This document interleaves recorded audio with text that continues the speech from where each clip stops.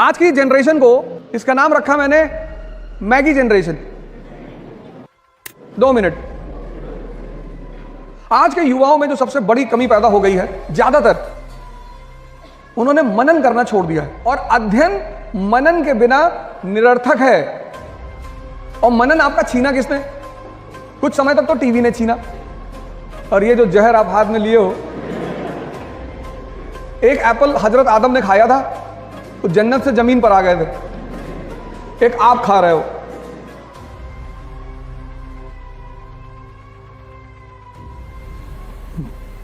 जय हिंद फ्रेंड्स।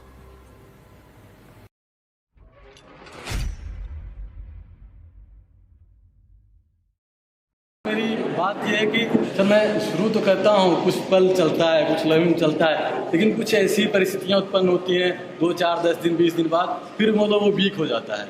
चलते रहते हैं, गति में रहते हैं, फिर पता नहीं क्या क्या होता है, वीकनेस हो जाती है, फिर हम ट्रैक से हट जाते हैं 2, 4, 5 दिन, फिर किसी तरीके से अपने आप को मैनेज करते हैं, फिर आते हैं। ये सर बार बार मुझे डिस्टर्ब करता है। आज की जनरेशन को, आपकी तो जनरेशन थोड़ी सी आगे निकल गई, अब जो आ रही पीछे, इसका नाम रखा मैंने मैगी जनरेशन। 2 मिनट। मैंने यही तो कहा, तीसरा जो मेरा पॉइंट था वो यही था कि हम सारा काम इसके बल पे करते हैं। कौन भटका रहा है? परिस्थिति कुछ नहीं आती। इस दुनिया में अगर सबसे ज्यादा परिस्थिति खराब किसी पर सामने आई तो अब्राहम लिंकन, एपीजे कलाम, महात्मा गांधी, किसके सामने नहीं है? अगर हम यहां जितने लोग बैठे हैं, अगर सबको अपनी अपनी कहानियां सुनानी पड़े तो सबके जीवन का एक हिस्सा दर्द का होगा। लेकिन फिर भी सारे टीचर्स स्कूल आते हैं, पढ़ा रहे हैं, किसी स्टूडेंट को कुछ फील नहीं होता होगा कि इस व्यक्ति के साथ क्या हो रहा है। ये तुम्हें कौन, एक आईपीएस ऑफिसर है, आज उनके बारे में सर्च करना, कर्नाटक कैडर के, रविचंद्रन वारा, पढ़ना उस आदमी के बारे में। मतलब जमीन के नीचे से शुरुआत करता है वो आदमी, और एक कर्नाटक कैडर का आईपीएस, और ड्रीम तो पता नहीं क्या क्या है। तो ये तुम्हें अपने उस मन को मजबूत करना पड़े, वो तुम्हें बार बार भटका रहा है, उसे मजबूत करना है किसी भी कीमत पे। आज के युवाओं में जो सबसे बड़ी कमी पैदा हो गई है, ज्यादातर उन्होंने मनन करना छोड़ दिया है।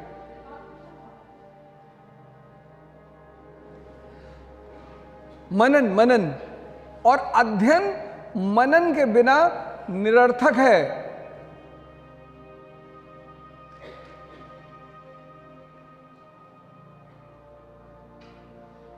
और मनन आपका छीना किसने? कुछ समय तक तो टीवी ने छीना। और ये जो जहर आप हाथ में लिए हो, बड़ा अच्छी कंपनी एप्पल, एक एप्पल हजरत आदम ने खाया था तो जन्नत से जमीन पर आ गए थे, एक आप खा रहे हो। किसी भी देश में डेमोक्रेसी तभी सफल होती है जब उस देश का 80% नागरिक जिंदा होता है। ना कोई पार्टी बुरी होती है, ना कोई नेता बुरा होता है, होता ही नहीं। और भारत जैसे देश में, जहां का राजा कौन? आप। We the people of India solemnly resolve. कोई भी देश महान बनेगा अगर उसका युवा महान होगा तो। 1853 में जापान गुलाम हुआ, 1853 में, और 1894 में एशिया का पावर बन गया। पता है क्यों?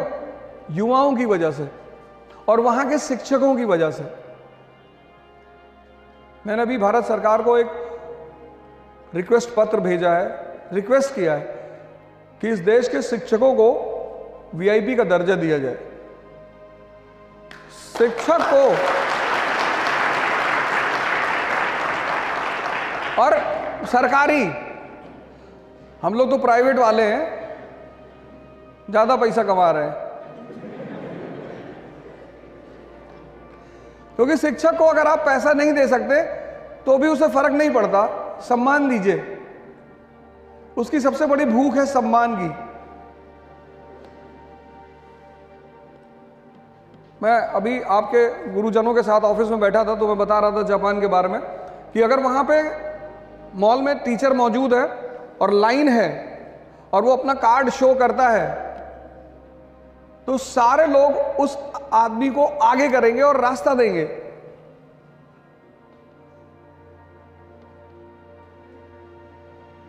शिक्षक के साथ ये बहुत बड़ी बात, नहीं तो चाणक्य इतने बड़े साम्राज्य निर्माता कभी नहीं बन पाते। भाई धनानंद तो उनसे पूछा था ना कितना पैसा चाहिए, कितना सोना चाहिए, तो उन्होंने कहा पैसे और सोने की बात नहीं है, सम्मान चाहिए। कंपटीशन बढ़ गया है, ज्यादा बड़ा हो गया है। कितने सारे लोग हैं जो तैयारी कर रहे हो, कुछ लोग तो 5-5 साल 10-10 साल तैयारी करते हैं।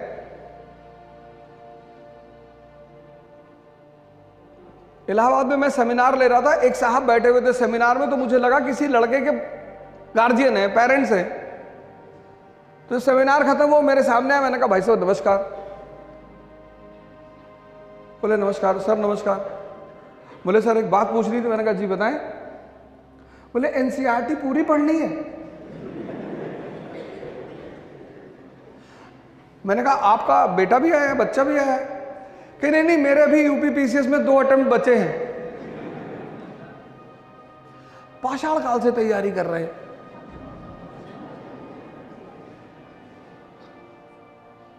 कुछ तो उम्र ज्यादा थी और कुछ शायद परेशानियों ने उम्र को बढ़ा दिया था। तैयारी 1 साल होती है बस, उसके बाद कोई तैयारी नहीं होती। आप सभी लोग प्लीज न्यूज़पेपर पढ़ना शुरू करें। और सिर्फ पढ़ना नहीं, इतना बड़ा कॉलेज है, आप इतने सारे स्टूडेंट्स हैं, न्यूज़पेपर पढ़ने का एक सबसे अच्छा तरीका, आप जब कभी, आप में से बहुत सारे लोग आईएएस की तैयारी करने आएंगे या हो सकता कर ही रहे हो। आईएएस वो बनेगा अब जिसका न्यूज़पेपर पर कमांड होगा।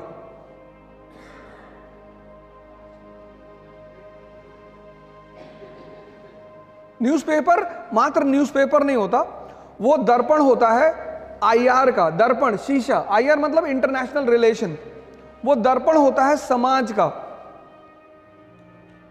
कन्या विद्या धन योजना सरकार लेकर आई, तो अब उस योजना का उद्देश्य सरकार को किसको बताना है? जनता को।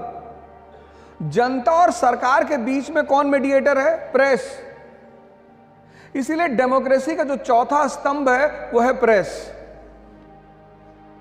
और जिस देश में प्रेस की स्थिति मजबूत होगी और जनता जागरूक होगी, वो पता करेगी कि हमारा राजा, हमारा प्रतिनिधि, राजा नहीं हमारा प्रतिनिधि हमारे लिए क्या कर रहा है। आपने अपने नौकर को 100 रुपए दिया कि जाओ बाजार से सब्जी ले आओ, तो जब वो लौट कर आया तो आप हिसाब मांगेंगे ना।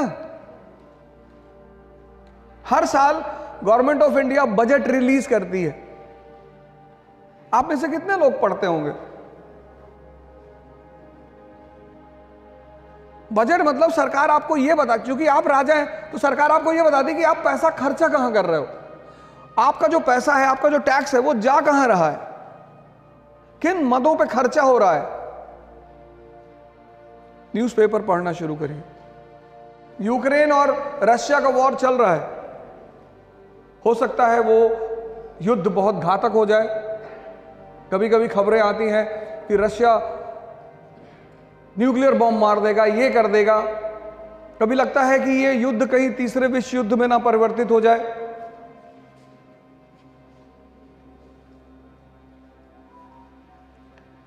किस रशिया की किस नीति की वजह से चल रहा है?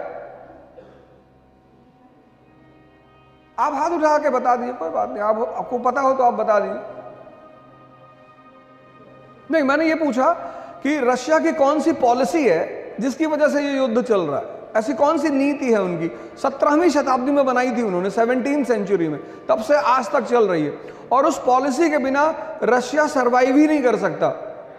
मतलब रशिया को अगर जिंदा रहना है, जैसे हमारे लिए हिमालय इंपॉर्टेंट है, वो हमारे नेचुरल फ्रंटियर हैं, अगर हिमालय हमारे हाथ से निकल जाएं तो हमारे लिए बहुत बड़ा खतरा पैदा हो जाएगा। तो ऐसे रशिया की कौन सी पॉलिसी है जिसकी वजह से उसे यूक्रेन से लड़ना ही पड़ रहा है? और वो पॉलिसी आई थी 17वीं सेंचुरी में। वहीं से रशिया के आधुनिक इतिहास की शुरुआत होती है और ये चीज लगभग हर समाचार पत्र में डिस्कस हुई। उस पॉलिसी का नाम है वार्म वाटर पॉलिसी। वार्म, गरम जल नीति। एक्चुअली रूस को अपने अस्तित्व को बचाए रखने के लिए 2 सागरों पे कब्जा रखना पड़ेगा, एक बाल्टिक पे, एक ब्लैक पे। बाल्टिक उसका दरवाजा है यूरोप में जाने के लिए और ब्लैक उसका दरवाजा है सिल्क रूट पे आने के लिए एशिया में। क्रीमिया जो है वो उसका ऑइसोफेगस है, फूड पाइप। अगर किसी मनुष्य की फूड पाइप निकाल ली जाए तो क्या वो जिंदा रहेगा? नहीं। तो अगर क्रीमिया रशिया से ले लिया जाएगा तो रशिया खत्म। कैसे? फूड पाइप कैसे? उसका सारा ऑयल, नेचुरल गैस सारा उसी रास्ते से निकलता है। न्यूज़पेपर पढ़ना शुरू करिए, ग्रुप बनाइए। यहां पर आपको पता है ब्रिटिश पीरियड में 80% जनता अनपढ़ थी, तब पर भी इतने न्यूज़पेपर छपते थे। और लॉर्ड लिट्टन को न्यूज़पेपर पर प्रतिबंध लगाना पड़ा था, वर्नाकुलर प्रेस एक्ट लेकर आया था वो।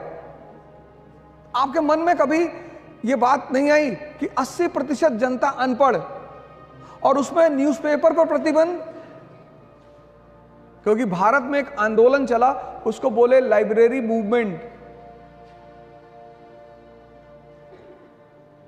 4 लोग 5 लोग एक गांव में इकट्ठा होके एक न्यूज़पेपर मंगा के उसमें जो पढ़ा आदमी होता था वो सारी न्यूज़ को पढ़ के फिर समझाता था लोगों को, फिर लोग उस पर चर्चा करते थे। आज तो मैं देखता हूं कि न्यूज़पेपर की क्लासेस चलती हैं। अब पता नहीं फ्यूचर में किस किस और चीज की क्लास चलेगी, लेकिन आप न्यूज़पेपर को सारे लोग पढ़ना शुरू करिए। एक अपने कॉलेज में माहौल बनाओ, एक अपना ग्रुप बनाओ, डिस्कस करो। आपके पास इतने अच्छे अच्छे टीचर हैं और सौभाग्य से 2-3 लोग तो हमारे साथ, हम सब साथ ही यूनिवर्सिटी में पढ़े हैं। टीचरों को देना होता है, पर टीचर से क्या लेना है ये आपकी क्षमता पे डिपेंड करेगा। आप जब भी इन लोगों से मिलो तो एक बार खड़े हो जाओ शांति से। ये पूरी लॉबी सिर्फ एक चीज चाहती है, सम्मान।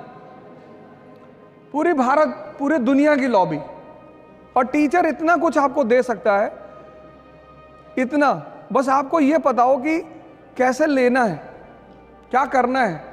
आप इनसे पढ़ोगे, आपके पॉलिटिकल साइंस के टीचर हैं, आप इनसे मुद्दा तो उठाओ।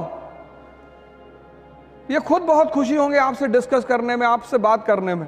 आपको शायद बाहर कोचिंग करने की जरूरत ही ना पड़े। जय हिंद फ्रेंड्स। इकरा इंटरव्यू गाइडेंस का प्रोग्राम करने जा रही है। अब इस गाइडेंस प्रोग्राम में तो पर्सनालिटी को लेकर आपकी मुलाकात हमसे होगी। मॉक इंटरव्यूज में आपको सीनियर ऑफिसर्स मिलेंगे, रिटायर्ड ऑफिसर्स मिलेंगे, सीनियर फैकल्टीज मिलेगी और इंटरेक्शन में आपको मिलेंगे सर्विंग ऑफिसर्स। पुणे में इसकी पहली डेट है 28 दिसंबर 2022। मैं आपको पुणे में मिलूंगा 28 दिसंबर को। दिल्ली में 22 and 29 January, JP Siddharth hotel Delhi. फिर दूसरा सेशन होगा 12 एंड 19 फरवरी 2023, जेपी सिद्धार्थ, वो पूसा रोड पे होटल है जेपी सिद्धार्थ। इसके लिए आपको एक छोटी सी फॉर्मल प्रक्रिया करनी पड़ेगी। जो भी लोग पुणे में मिलना चाहते हैं, दिल्ली में मिलना चाहते हैं, वो सारे लोग ऑनलाइन रजिस्टर करा लें और ये पूरा प्रोग्राम फ्री है। लेकिन आपको प्रोग्राम में आने से पहले रजिस्ट्रेशन कराना पड़ेगा इकरा की ऑफिशियल वेबसाइट पे। एक बार फिर से आपको congratulations, best of luck, thank you, जय हिंद।